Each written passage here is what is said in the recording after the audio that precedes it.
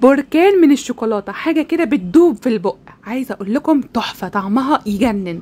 النهارده هنعمل اسرع كيكه شوكولاته في الخلاط، كل المقادير بتاعتنا في الخلاط. يلا بينا بقى نشوف كده الجمال ده اتعمل ازاي. جبنا كده الخلاط بتاعنا.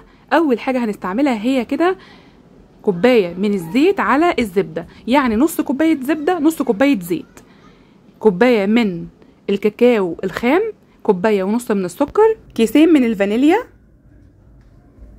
تمام، كوبايتين من الحليب. وهنضرب بقى كل الكلام ده كله مع بعضه.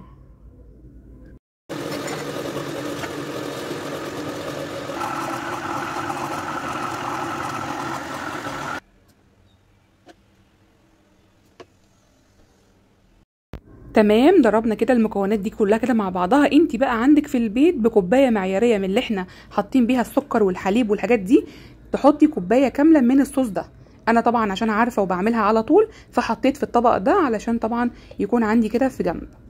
انت هتاخدي كوبايه واحده فقط على المقادير اللي انت حطيتيها دي، كوبايه واحده بس، علشان احنا هنضيف كوبايتين ونص من الدقيق عشان الخليط ما يبقاش معاكي ناشف او محتاج لبن زياده او محتاج اي حاجه زياده. هنضيف كده كوبايتين من الدقيق الاول ومعاهم الاتنين بيضه، وبعد كده هنضيف نص كوبايه الدقيق الاخيره علشان بس الخلاط يمشي معانا كويس اهو زي ما انتوا شايفين كده.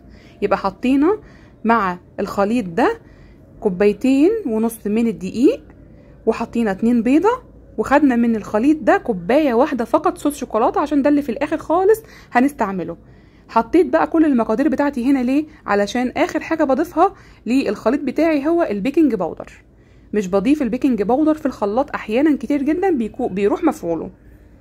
تمام، هنقلب كده الخليط بتاعنا. شايفين السمك بتاعه كده تحفه، هايل جدا. لو مشيتي على نفس المقادير هتطلعي احلى كيك شوكولاته. هضيف دلوقتي البيكنج باودر، ويا ريت تستعملي نوع تاني غير النوع اللي انا حطيته. تمام، في انواع افضل بكتير من كده، بس ده اللي كان متوفر في السوبر ماركت اللي جنبي. تمام كده، نقلب كويس قوي. دلوقتي نجيب البايركس بتاعنا وعلى طول نحط كده الخليط بتاعنا وندخله الفرن على درجة حرارة 180 على الرف اللي في النص. تمام. طيب الناس اللي ما عندهاش بوتاجاز مترقم ولا في 180 ولا الكلام ده، هتعمل ايه؟ على اهدى حاجه خالص عندك في البوتاجاز. طيب الكيكه بتاخد منك وقت قد ايه؟ بتاخد ساعه منك في الفرن.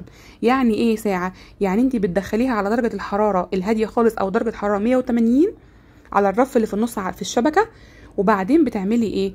بتروحي شايفه مثلا الساعه لو كانت 9 بتفتحي عليها 10. دي للناس اللي لسه مبتدئه يا جماعه، والناس اللي عايزه تعمل كيكه وتنجح معاها. اقل من كده او اكتر من كده طبعا لا، هي بتاخد ساعه بالظبط. شايفين بقى صوص الشوكولاته اللي احنا كنا واخدينه كده في جنب؟ هو ده اهو، ضفته كده على الكيك، وهي يعني حرارتها متوسطه، مش سخنه قوي ومش دافيه، بس يعني هي متوسطه، علشان طبعا انا مش حابه ان الشوكولاته تشربها قوي، يعني انا عايزه يبقى فيه صوص كده. شايفين الصوص بركان كده من الصوص. دلوقتي برضو زوقنا كده في الاخر خالص بالشوكليت شيبس، حلو جدا جدا وطعمه حلو. يا ريت تجيبيه من عطار يكون بيبيع الحاجه بتاعته حلوه ومش كارفه من ريحه توابل ولا من ريحه اي حاجه. تمام كده، نقطعها بقى بركان شوكولاته يا جماعه، بيطلع كده شوكولاته في كل حته، تحفه. طبعا بتعرفي انها استوت ازاي من الخله، لو حطيتي الخله فيها في النص كده وطلعت معاكي نظيفه تمام قوي قوي قوي، يبقى هي مستويه معاكي وزي الفل. بصوا بقى، انا قطعتها وهي سخنه لاني ما كنتش قادره استحمل منظرها وريحتها، تحفه يا جماعه. لو عجبتكم الوصفه ما تنسوش تعملوا لايك وكمان تشيروها مع كل اصحابكم، وما تنسوش متابعه للصفحه بتاعتنا وتكتبوا لي بتتابعوني من اي بلد، لان ده حاجه بتفرحني جدا. اسيبكم في رعايه الله. كانت معكم دينا ابو الفتوح، مع السلامه.